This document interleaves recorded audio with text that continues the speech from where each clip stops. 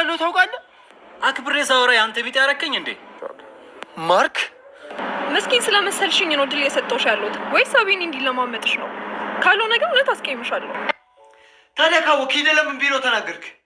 ጤና ይስጥልኝ አቶ አለሙ። መስመር አለሽ ጭራሽ ባውንደሪ ምናምን ሲሉ ሰማሽና መስመር ምናምን አልሽኝ። እስኪ ለጠቅላላ እውቀት ልወቀው መስመርሽ ድረስ ነው በእናትሽ። አንተም ብሎ ጓደኛ ሂድ በቃ። አንድም ቀን አስበህ የማታውቀው ነገር ድንገት መጥቶ ሲነገር ምንድን ነው የምታደርገው? እኔ ፍቅር ማለቴ አለመፈለገን ታዲያ እኔ ምን አገባኝ? እሺ በቃ ይዘሽው ቁጭ በይ። ይዘሽው ቁጭ በይ? ታዲያስ? ኧረ አልቀመጥም። ላደርስ እንጂ ላበስል እኮ አይደለም የመጣሁት። እንደውም እዚህ ብታበሲ ሳይሻል አይቀርም። ይሄኛውንስ ማን ሊበላው ነው? ይሄኛውን ለምሳ፣ አንቺ የምታበሲውን ደግሞ ለራስ አድርጓለሁ። ችግር አለው? እኔ በቃ ልሂድ። ደህና ነው። እንዲህ እያወራን እኮ ነው። ስልክ ደግሞ እየሰራ አይደለም ብላለች። አረ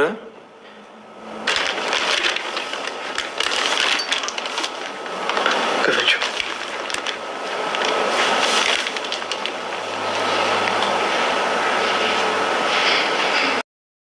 ልዑል ከአባቱ ጋር መስማማት ባለመቻሉ ከተከራየ ሰንበትበት ብሏል። እናቱ በዮሐና አማካኝነት ምግብ እየላከችለት ትገኛለች። ዮሐና ልዑልን አፍቅረዋለች። ነገር ግን ፍቅሯን እንዴት አድርጋ መግለጽ እንዳለባት ግን ግራ የተጋባች ትመስላለች። ልዑል ከቲና የልጅ አባት እንደሆነ የቀረበለት ጥያቄ እንዴት አድርጎ በምን መንገድ መፍታት እንዳለበት ግራ የተጋባ ይመስላል። እሷም ከአባቱ ድረስ በመምጣት ከልዑል ልጅ እንዳላት ለመናገር ብታስብም የልዑል አባት ድንጋጤ ላይ ስለነበሩ ጓደኛ እንደሆነች ብቻ ተናግራ ወጥታለች። ልዑል ልጅ ወለድክ ትበለው እንጂ ስለ ጉዳዩ በምን አይነት ክስተት እንደተፈጠረ ግን የሚያውቀው ነገር የለም። ብቻ ግን በደረቁ ከኔ ልጅ ወልደሃል ከማለት ውጭ ስለተወለደው ልጅ ምስልም ሆነ ማንነት ገና ያየውና የሚያውቀው ነገር የለም። በቲናና በአቤና ወጥመድ የገባው ልዑል ነገሮች ከአቅሙ በላይ ሆነውበታል። ሰላም ጤና ይስጥልን ውድ የቻናሌ ቤተሰቦች እንደምናላችሁ በያላችሁበት ሰላማችሁ ይብዛ እያልኩኝ ዮሐና ክፍል 5ን የምናይ ይሆናል። እስከ ቪዲዮ ፍጻሜ ድረስ አብራችሁን ቆዩ። ወይዘሮ ኤልሳ ስልክ ላይ ሳሉ ክንዱ ወደ ቤት መጥቷል። ምን ልታደርግ መጣህ እያሉት ቢሆንም እሱም በሀዘን ስለተጎዱ የልዑልን መውጣት ተከትሎ ስለሱ ልጠይቅሽ ነው የመጣሁት በማለት ያናግራታል። አያምጣህ እንደወጣ ቀር በማለት ይራግማል። ክንዱም እንደዛም አይባልም፣ ባይሆን ሌላ ጊዜ እመጣለሁ ጨዋታችንም እንጫወታለን በማለት አሹፎ ቤቱን ለቆ ይወጣል። ዮሐና ስለ ልዑል እያሰበችና እየተከዘች ባለችበት ሰዓት እናቷ ትመጣና ስለምን እያሰብሽ ነው እየተከዝች ነው እያለቻት ነበረ።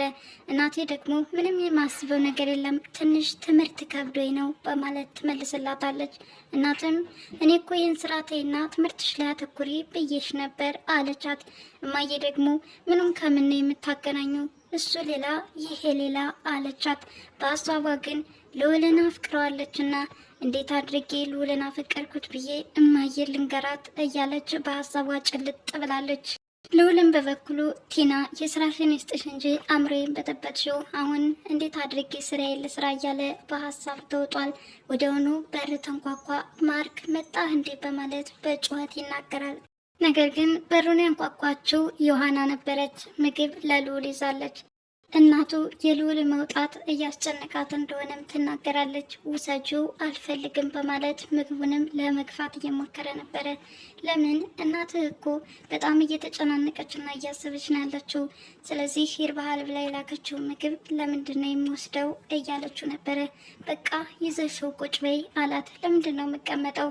ላደርስ እንጂ ምግብ ላበስል አልመጣውም እኮ። ስልክ ደግሞ አይሰራም ብለዋል ወይዘሮ ኤልሳ። ስልኬ ይሰራል አለ።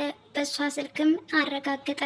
ይኸው እንደሚሰራ አረጋገጥኩልሽ፣ ከዚህ በኋላ ሄደሽ የፈለግሽውን ነገር መናገር ትችያለሽ በማለት ይመልስላታል። ዮሐናን በመቆጣት እናትህ እንዴት እንደሚጨነቁ ብታውቅ ጥሩ ነበር በማለት የያዘችውን ምግብ ጠረጴዛ ላይ አስቀምጣ ወደ ውጭ ትወጣለች። ልዑልም ከስልኩ ጋር ሆኖ ሶፋ ላይ እንደተቀመጠ ማርክ ወደ ክፍሉ ይከሰታል።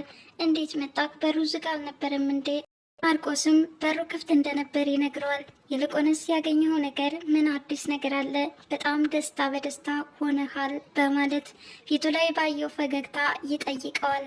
ዮሐና እንደመጣችም ይነግረዋል። ምግብ ልካልህ ነው እናትህ። ምን አለበት ታስጨርሰኝ። እኔን ካየችኝ ጀምሮ እንደምትወደኝና ካለኔ መኖር እንደከበዳት ነው የነገረችኝ በማለት ይነግረዋል። ማርቆስም በሆነ ነገር አሳበህ ለምን አትነግራትም እያለው ነበረ። እሺ ለዚህ ጉዳይ ነው የጠራኸኝ ይለዋል። አይ ለዚህስ አይደለም፣ ሌላ ከበድ ያለ የቤት ስራ ይጠብቀናል በማለት ይነግረዋል። ከባድ ከሆነ በዛው በጸበልህ። ክንዱ ገና ለገና የአባቱን ድርጅት ልዑል ይወርሳል በሚል ልዑልን ጥላት አድርጎታል። ታዲያ እንዴት አድርጎ ማጥቃትና ወጥመዱ ስር ማስገባት እንዳለበት እያሰበና እንዲሁም በገንዘብ እየተደራደረ ይገኛል። ዛሬም ከአቬና ጋር ተገናኝቶ አቬና ግን የሚፈልገው ገንዘብ ስለነበረ ክንዱን ቢጠይቀውም እሱ ግን ለምን ገንዘብ ትጠይቀኛለህ በሚል ጉርቡን አንቆታል። እንደውም ልዑል ልጅ አለው በማለት ይነግረዋል። እያንዳንዱ ስለ ልዑል የሚያውቀውን ነገር እንዲነግረው እያፋጠጠው ነበረ። እስካሁን የነገርኩህ ብዙ ያስከፍል ነበር፣ ባክህ ይህን ስራ ብለው ነው እንዴ? ህግ ከለላ ለሌለውና ጨለማን ተገን አድርገህ ለምትሰራው ስራ ደግሞ ስራ ነው ብለህ ቆጠርከው በማለት ክንዱም ይላከፈዋል። ልዑል ከማንኛዋ ሴት እንደወለደ ለማረጋገጥ ሲሞክር የሆነች ሴት መታ ማታ ስትዘባርቅ ነበረ፣ አላውቅም በማለት ትቶት ይሄዳል። ይህ የአባቱ ልጅ ሲል ከሰከስ እጅ ላይ ጣለው እያለ ብቻውን እየዛትና እየፎከረ ነበር። ቲናም በቅናት እየተንጨረጨረች ዮሐናን አንቺ ግን ለምን አትወርጅም ከሁለቱ ወንዶች አለቻት። ደግሞ ምን አደረግኩ በማለት ዮሐናም ትጠይቃታለች። ጭራሽ ትናንትማ እየተከታተልኩሽ ነበረ፣ ምግብ ተሸክመሽ ከልዑል ቤት ሄድሽ፣ እሱ ግን በር ላይ አባረረሽ በማለት ትናገራታለች። ዮሐናም ሁለታቸውም በሽተኞች ናቸው፣ የያዛችሁትን ችግር እዛው ጨርሱ በማለት ገልብጣት ወደ ቤቷ ተመልሳለች።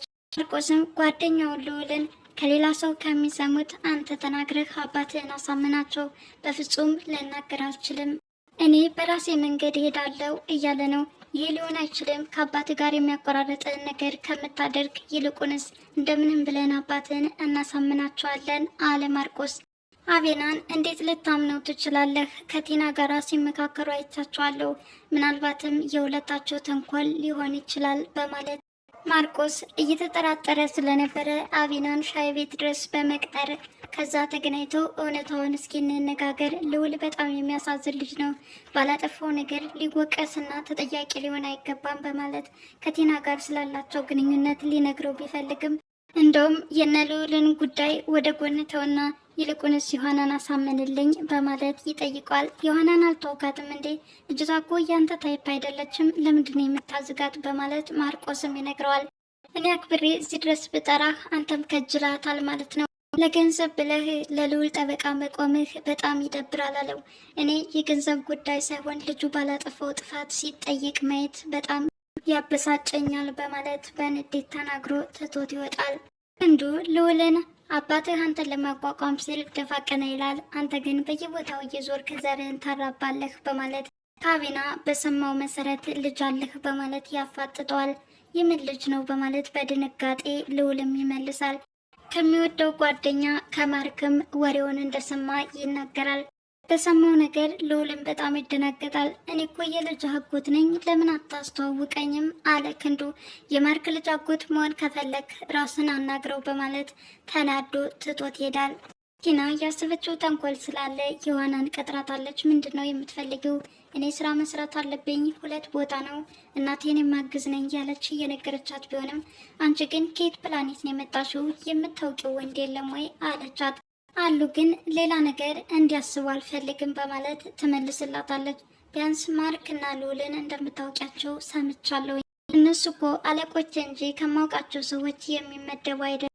ቲናም ልዑል ምንሽ ነው አለቻት። ያምሻል እንዴ? ሌላ ሰው በቃ እፈልጋለሁኝ፣ አሁን ደህና ሁኝ በማለት ተሰናብታት ትታት ትሄዳለች። በመንገድ እየሄደችም ከራሷ ጋር በሀሳብ ትወጣ ልዑልን ልጠይቀው እንዴ ገና ልጅ እኮ ነሽ፣ ከዛሬሽ ካፌ ለካፌ ልትዞሪ አማረሽ እንዴ ቢለኝ ከዛ በኋላ ልደናበር እንዴ? አይ ዝም ብል ይሻላል እያለች በሀሳቧ ትወጣለች። ክንዱ በነገረው መሰረት ልዑል በጣም ጓደኛውን ማርክን ተቆጥቶታል። ይኸው አንተ ተናገር ሄዶ ለአባዬ ይናገራል እያለው ነው። ማርክም እንዳልተናገረ ቢነግረውም ልዑል ግን ለመስማት ፈቃደኛ አይደለም። ቲና የልዑል አባት ቢሮ ድረስ በመሄድ ለግል ጉዳይ እንደፈለገቻቸው ትናገራለች። ልዑል በማለት ጓደኛዋ እንደሆነና ከሱ እንደወለደች ለመናገር ብታስብም አባት ግን ልዑል ምን ሆነ በማለት ሲደናገጡ ሳትነግረው ቀርታለች። ዮሐና ስልክ እያወራች ሳለ የወይዘሮ ኤልሳ ልጅ ስትመጣባት ዮሐና ስልኩን አቁመዋለች። ለምን አታወሪም? እኔ ስመጣ ነው እንዲህ የምታቆሚው? ይኸው እማዬ ይዛ ትፈጋለች፣ አንቺ ግን ወይዘሮ መስለሻል እያለች እየተላከፈቻት ነበረ። ስታወራ የነበረውንም ስልክ ሳትዘጋ ባፉ ደፍታ እንዳስቀመጠችው የወይዘሮ ኤልሳ ልጅ አንስታ ሰራተኛችን ስራ ላይ ናት፣ በኋላ ደውሉ በማለት ተናግራ ስልኩን ዘጋችው። ማርቆስም ልዑል ስለተቀየመው በጣም እየተጨናነቀና እየተከዘ ነበረ። ክንዱንም ካየው በኋላ አንዳንድ ሰዎች ሽበት አላቸው። ሽበትን አየሁት ገረመኝ አለ። ምክንያቱም ልጅ እንዳለው ታውቃለህ። ልዑል አክብሬ ሳወራ አንተ ቢጤ ያረከኝ እንዴ? ከልዑል ጋር ተገናኛችሁ እንዴ? ስለ ልጁ መስኪን ስለመሰልሽኝ ነው ድል የሰጠሁሽ ያለሁት ወይስ አቤን እንዲህ ለማመጥሽ ነው? ካልሆነ ግን እውነት አስቀይምሻለሁ። ለምን እንዳልሰማ ትሆናለህ። ታዲያ ካወቅሽ ሂደህ ለምን ቢሮ ተናገር? አፍጥርጦ ነግሮ ጤና ይስጥልኝ አቶ አለሙ። ይነግራል። ማርቆስ ለሰማው ነገር በጣም ያዝናል። ባውንደሪ ምናምን ሲሉ ሰማሽና መስመር ምናምን አልሽኝ። እስኪ ለጠቅላላ እውቀት ልወቀው። መስመር ሺ ድረስ ነው በእናትሽ። አንተም ብሎ ጓደኛ ሂድ በቃ። ቤት አይመስልም። አንድም ቀን አስበህ የማታውቀው ነገር ድንገት መጥቶ ሲነገር ምንድን ነው የምታደርገው? እሷም የምነግርህ ነበረኝ በማለት ልትነግረው ብትፈልግም ፍርሃት ተሰማት። ማለቴ አለመፈለግን ታዲያ ነው በቃ ከዚህ መናገር ከደበረሽ ወደ ካፌ እንሂድና በዛው በቃ ይዘሽ ቁጭ በይ። ይዘሽ ቁጭ በይ። ታዲያስ? ኧረ አልቀመጥም። ላደርስ እንጂ ላበስል እኮ አይደለም የመጣሁት። እንደውም እዚህ ብታበሲ ሳይሻል አይቀርም። ይሄኛውን ስማ ሊበላው ነው። ይሄኛውን ለምሳ አንቺን ብታበሲውን ደግሞ ለራስ አደርገዋለሁ። ችግር አለው? እኔ በቃ ሊፍደራ እንዲህ እያወራን እኮ ነው። ስልክ ደግሞ እየሰራ አይደለም ብላለች። ኧረ መረጃ ማግኘት ባለመቻላቸው በማርቆስ ተናግረውበታል። ስሙ ይባላል በማለት ለማርቆስ ማርቆስ በጣም ይደናገጣል። ታውቃለህ እንደ በማለት አቶ አለምን ይጠይቃሉ ሲባል ሰምቻለሁኝ። ስለ ቲና ሲወራ አንዳንድ ነገር ሰምቻለሁ። እሺ እንደዛ ከሆነ ልዑል ስለ ቲና ምንነት በቅጡ እንኳን ሳያውቅ የልጅ ጥያቄ ስለመጣበት በጣም ተጨናንቋል። ጓደኛዋ አቬናም ያላመንክበትን ነገር ላሻትላትም ወይ ምን አስጨነቀህ ይለዋል። ልዑልም እንደዛ ሳይሆን በትክክል ልጁ የኔ ከሆነ ለማስመርመር እንደፈለገም ይነግረዋል። በዛን ሰዓት ከአንተ ውጭ ማንም ጋር እንዳላደረች ነግረዋል። ብቻ ግን ነገሩ ከብዶ ከሆነ የወንዶችን ጸባይ ያውቀዋለሁ ላሽ ማለት ትችላለህ ይለዋል። እንደዛ ሳይሆን ልጁ የኔ መሆኑን አስመርምሬ ማረጋገጥ አለብኝ አለ ልዑል። አቬናም ለምን አታገባትም? ልጅቷ እኮ የሌለ የምታምርና ቆንጅዬ ነው። ለክንዱም ልጅ አለው በማለት የተናገርከው አንተ ነህ አይደለ ይለዋል። እኔ አልተናገርኩም፣ ስለተጣላን በእኔ ለማሳበብ ፈልጎ ነው። ባይሆን የነገርኩት ነገር ቢኖር ድርጅቱን እንዴት የራሱ ማድረግ እንደሚችል ነበረ በማለት ይነግረዋል። እኔ ስለ ድርጅቱ አይመለከተኝም። እንዴት ነው አይመለከተኝም የምትለው? ነገ ይቆጫል። ወይም ደግሞ ድርጅቱን አለመፈለግ ሌላ የተደበቀ የፖለቲካ ጉዳይ አለህ ማለት ነው እያለ እየነገረው ነበረ። አቬና ግን በልዑል እየቀናበት ይገኛል። እንደውም እስኪ ወይተር ፍለጋ ወደዛ ዞር ዞር ማለት አለብኝ፣ በጣም ተጨናንቅ ያለው እያለው ይገኛል። እንግዲህ ዮሐና ክፍል 5 ይህን ይመስላል። በቀጣይ እስከምንገናኝ ድረስ መልካም ጊዜ ይሆንላችሁ እያልኩኝ ለዛሬ ተሰናበትኳችሁ። አመሰግናለሁ።